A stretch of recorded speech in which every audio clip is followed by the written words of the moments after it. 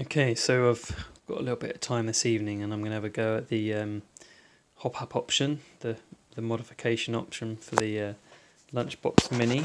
So I showed it a little bit earlier, and here's kind of the instructions. There's a few steps to do, and what you essentially get for your £10 are two well-made, nicely machined, I guess, plastic parts. I thought they were metal, but they're plastic.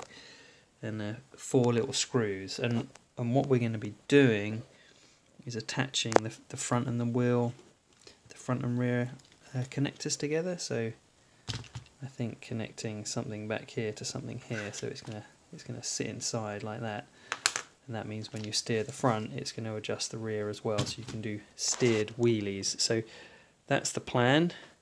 We'll see how this goes.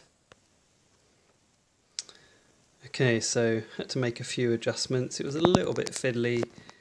Certainly had to go back and redo a few things that I did during the build. But you should see now how the car's kind of leaning as it steers. So you can see the back certainly moving around a bit more.